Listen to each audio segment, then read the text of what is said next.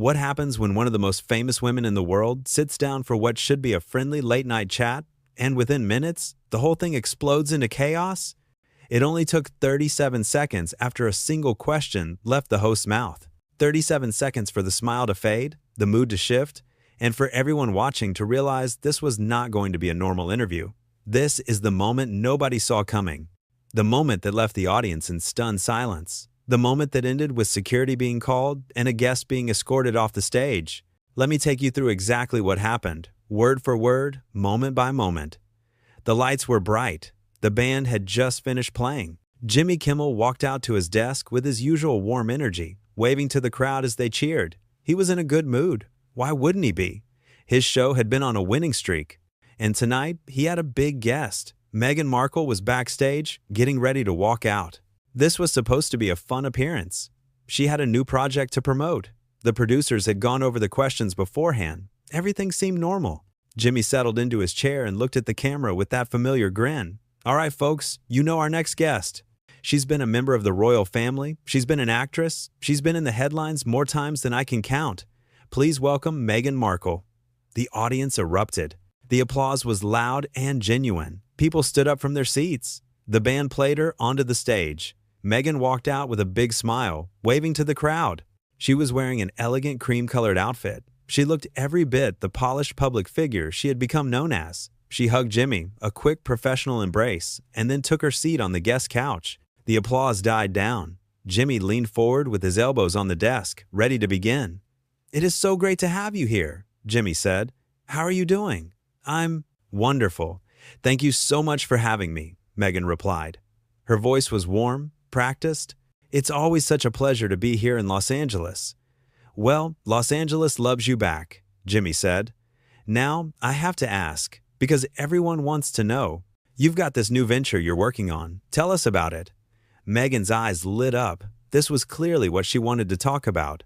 "Yes. So I've been working on this incredible project. It's really about empowering women and giving them a platform to share their stories.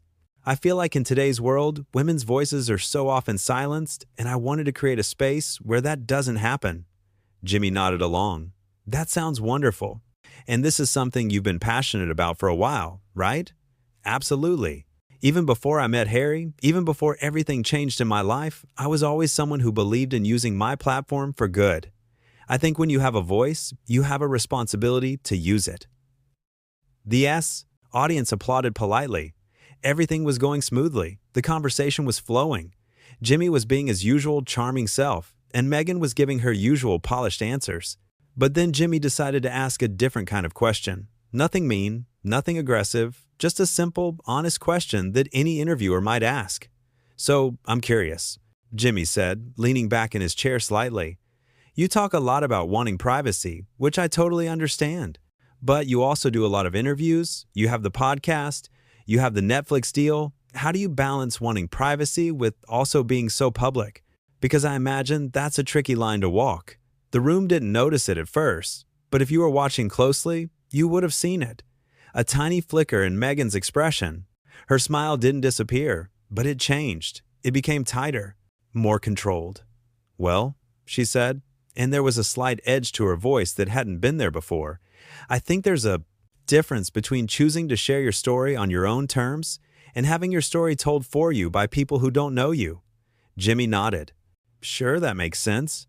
Because when we did the Netflix series, that was us taking control of our narrative. That was us saying, this is our truth, and we're going to tell it ourselves. That's very different from tabloids making up stories or palace sources spreading lies about you." Right, Jimmy said. He was still being agreeable, still being friendly. "I guess I'm just wondering, from a practical standpoint, how do you decide what to share and what to keep private? Because it seems like a lot of your life is out there now." This was the moment. This was the 37-second mark, and this was where everything started to go wrong. Meghan's posture shifted. She sat up straighter, almost defensively. "I'm not sure I understand what you're asking me, Jimmy." Her tone had changed completely. The warmth was gone. The practiced media friendliness had evaporated. In its place was something harder, something sharper. Jimmy, to his credit, didn't seem fazed. He's been doing this for decades. He's had difficult guests before. "I'm just asking how you make those decisions," he said calmly. Like what stays private and what becomes part of the public conversation. It's an interesting thing to think about. Are you suggesting that I'm being hypocritical? The audience went quiet. You could feel the energy in the room change. People were looking at each other, uncertain. Was this a joke? Was this part of some bit? It was not a joke. No, not at all, Jimmy said, holding up his hands in a peaceful gesture. I'm genuinely just curious. It's not a gotcha question, I promise. Because it sounds like a gotcha question, Meghan said. Her voice was getting louder now. It sounds like you're trying to paint me as some kind of hypocrite who complains about privacy while also being in the public eye. And I have to say, I'm really disappointed that you would go there. Jimmy blinked. He looked genuinely surprised. This was not the direction he had expected the conversation to go. Meghan, I assure you, that was not my intention at all. I'm sorry if it came across that way. Well, it did come across that way, she said. And frankly, I'm tired of it. I'm tired of people questioning my motives. I'm tired of people acting like I don't have a right to tell my own story, while also wanting certain parts of my life to remain private. Those two things are not mutually exclusive. The audience was completely silent now. Nobody was clapping. Nobody was laughing. Everyone was just watching, transfixed. As the interview derailed in real time, Jimmy took a breath. He was trying to steer things back to calmer waters. You're absolutely right, he said. Those two things are not mutually exclusive. I apologize if my question was clumsy. Let's move on to something else. But Meghan was not ready to move on. No, I think we need to address this, she said, because this is exactly what I'm talking about. This is exactly the kind of treatment I've been subjected to for years. This constant scrutiny, this constant questioning of everything I do. It's exhausting. I understand, Jimmy said, and I really am sorry. Do you though? Meghan asked. Do you understand what it's like to have every single thing you do picked apart and analyzed and criticized? Do you understand what it's like to have an entire institution working against you? Do you understand what it's like to be treated as an outsider in your own family? Jimmy was quiet for a moment. He seemed to be weighing his words carefully. I can't say I understand all of that, he admitted. But I do know that you've been through a lot, and I have a lot of respect for how you've handled it. Then why ask me questions that feed into the same narrative that the tabloids push? Meghan demanded. Why give them ammunition? That wasn't my intention, Jimmy repeated. It was a genuine question about how public figures manage their public and private lives. I ask everyone some version of that question. I asked George Clooney the same thing last month. I'm not George Clooney, Meghan said sharply. I know you're not. I'm just saying it's a standard question. Well, maybe it shouldn't be a standard question. Maybe interviewers should think more carefully about the implications of the questions they ask. Because words have consequences, Jimmy. The way you frame something matters.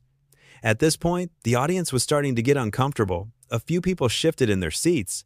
The energy in the room was tense, charged with something that felt like it could explode at any moment. Jimmy tried one more time to diffuse the situation. Look, I think we got off on the wrong foot here, and that's my fault. Can we start over? I really do want to hear about your project and all the great work, if you're doing. For a moment, it seemed like Meghan might accept the olive branch. Her expression softened slightly.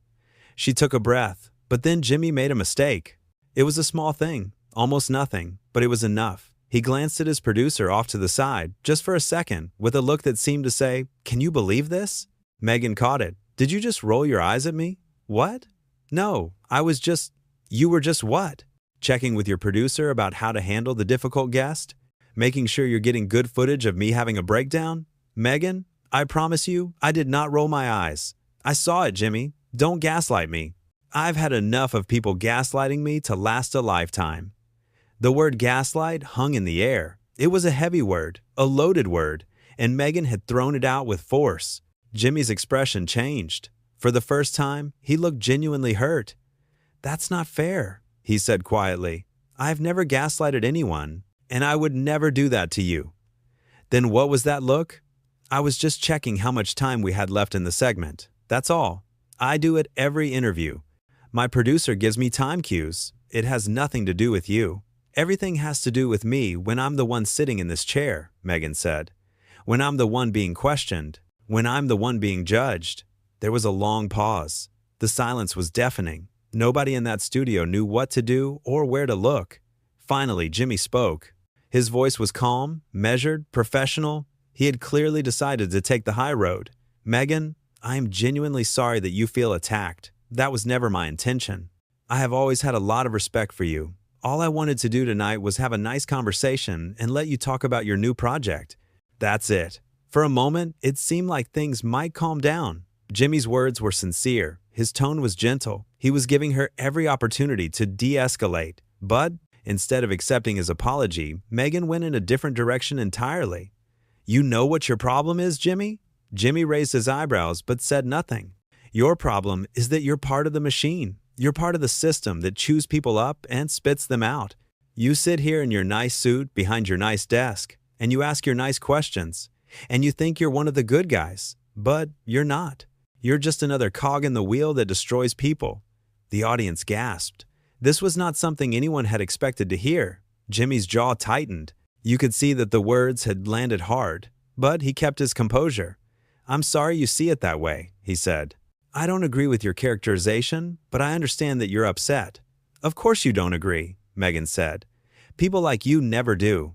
You never see the harm you cause because you're too busy patting yourselves on the back for being progressive and enlightened. The rest of us. Who? The press. The media. The people who have made my life a living nightmare for the past several years. You're all the same. Jimmy shook his head slowly. Meghan, I have spent my entire career trying to be fair, trying to be kind, trying to give people a platform to share their stories. I'm not perfect, but I try. And I really don't think it's fair for you to lump me in with tabloid journalists and paparazzi. Fair? Meghan laughed, but it was not a happy laugh. It was bitter, harsh. You want to talk to me about fair? Nothing about my life has been fair since the day I met Harry. Nothing. I believe you, Jimmy said. I really do, and I'm sorry for that. Stop saying you're sorry. Your apologies are meaningless if you don't actually change your behavior. What behavior? I asked you a question. One question, and it was not an unfair question. It was not a hostile question. It was a question that anyone might ask anyone who lives a public life. But I'm not anyone, am I? Meghan said. I'm me, and I come with a history. I come with trauma. I come with years of being mistreated by people who were supposed to protect me. So when you ask me a question like that, you're not just asking a question, you're triggering years of pain. Jimmy was quiet for a long moment. When he spoke again, his voice was soft. I hear you, and I'm sorry that my question triggered those feelings, but I can't be held responsible for everything that's happened to you. I can only be responsible for my own actions and my own intentions, and my intentions were good. The road to hell is paved with good intentions, Meghan shot back. Maybe, Jimmy said, but it's also paved with people assuming the worst about others. And right now, you're assuming the worst about me, even though I've done nothing but try to be respectful and kind. This seemed to catch Meghan off guard. She had expected him to keep apologizing, to keep groveling. She had not expected him to push back. Are you saying I'm the problem here? I'm saying that maybe we've both contributed to this situation. I asked a question that upset you, and I'm sorry for that. But you've spent the last 10 minutes attacking my character and calling me part of some evil machine, and that's not fair either. Meghan's eyes narrowed. So now you're the victim? I'm not claiming to be a victim. I'm just pointing out that this has been a two-way street. Unbelievable. Meghan shook her head and looked out at the audience. Do you see this? Do you see what's happening right now? This is exactly what I'm talking about. This is exactly how they operate. They provoke you, and then when you react, they turn it around and make you the bad guy. The audience didn't react. They were frozen, caught between two forces that neither could control. Jimmy leaned forward. Meghan, I have not provoked you. I asked you a straightforward question, and you took offense to it. I apologized multiple times. I offered to move on. But you've chosen to escalate this, and now you're trying to turn the audience against me. And I'm not going to sit here and let that happen. Oh, now you're going to fight back? Now you're going to show your true colors?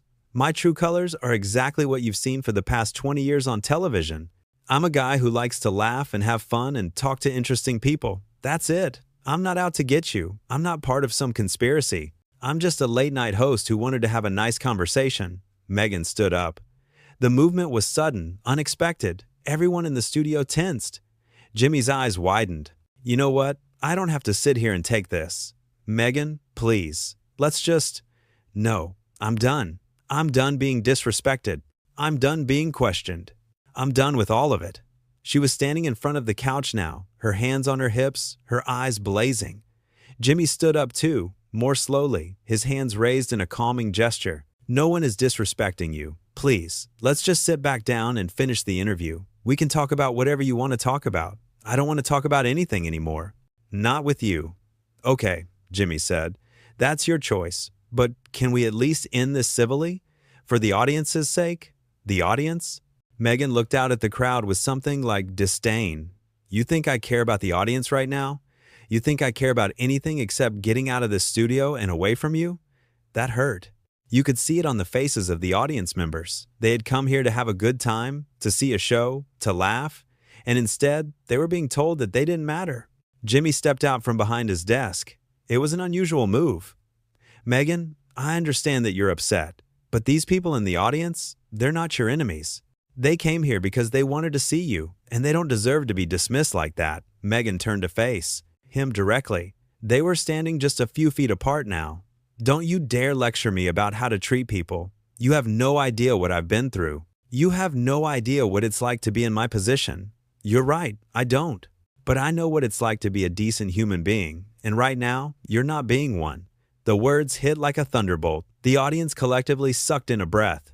No one had ever heard Jimmy Kimmel say something like that to a guest. But he had reached his limit. His patience, which had been tested and stretched and pushed to the breaking point, had finally snapped. Meghan's face went red. How dare you? How dare you speak to me like that? I dare because someone needs to. You've spent this entire interview attacking me, attacking my crew, attacking my audience. And for what? Because I asked you a question you didn't like? Because you decided to take offense at something that was never meant to be offensive?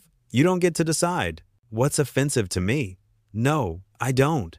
But I do get to decide how I respond when someone is being unreasonable, and you're being unreasonable.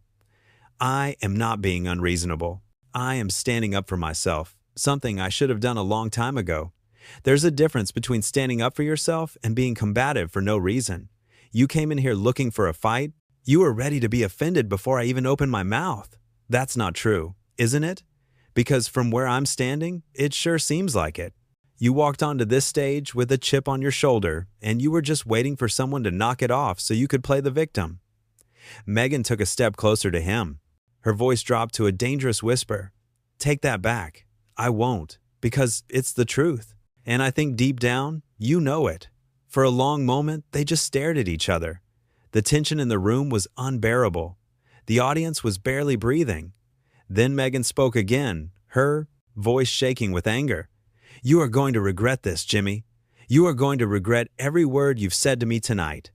I don't think I will, because everything I've said has been true, and sometimes the truth hurts. Meghan laughed again, that same bitter, mirthless laugh from before. The truth? You want to talk about the truth? The truth is that you're a bully. The truth is that you've humiliated me on national television. Jimmy shook his head. No.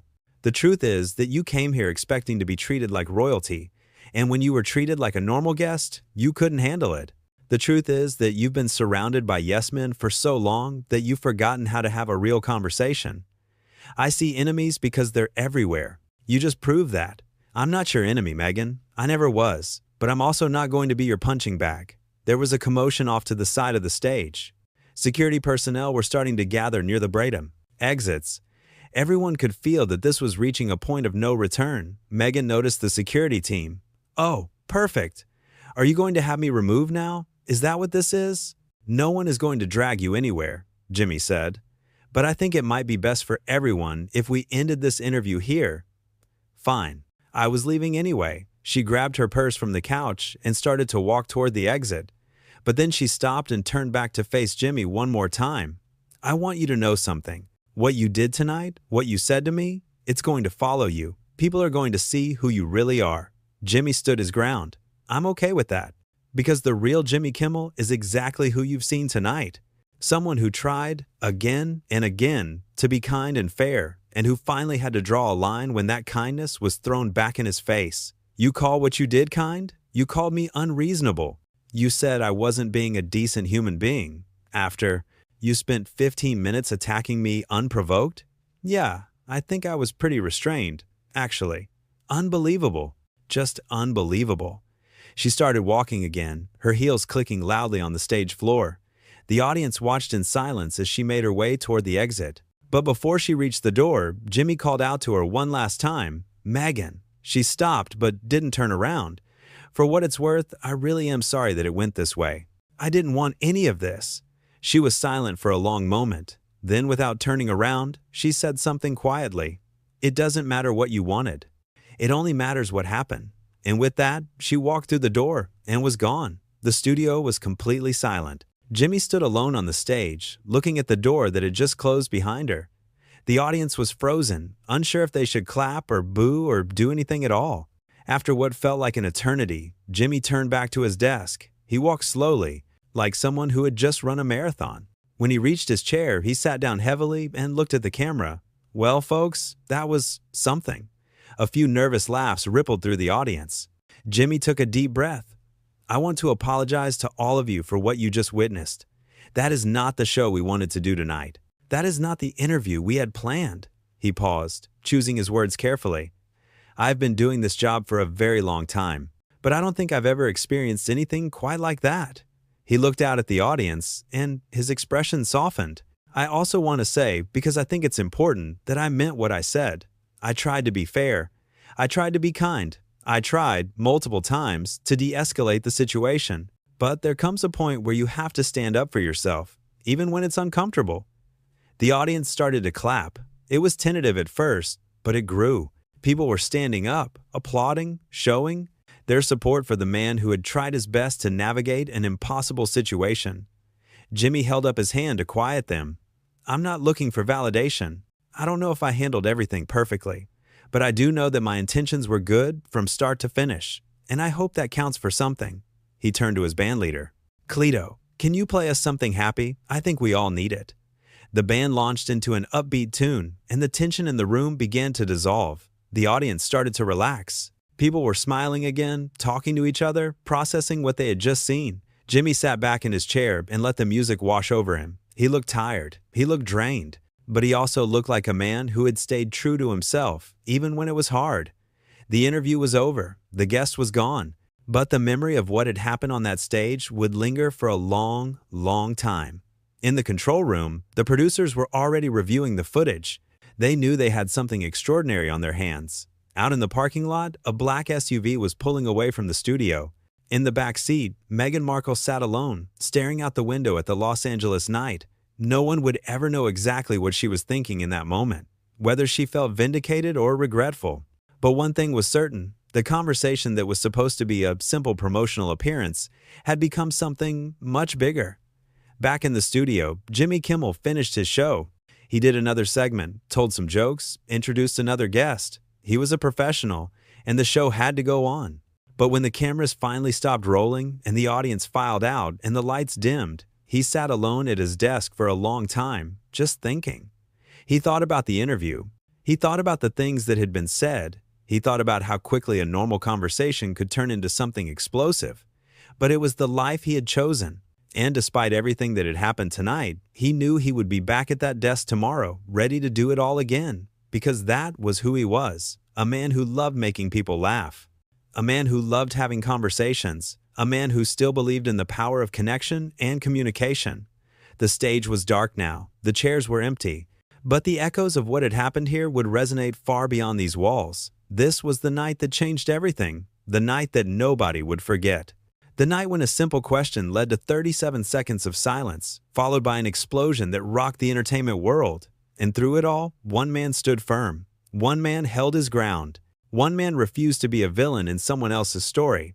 That man was Jimmy Kimmel, and this was his show. The lights went out, the building fell silent, and somewhere in the Los Angeles night, two people went their separate ways, each carrying the weight of words that could never be taken back. The interview was over, but the story was just beginning.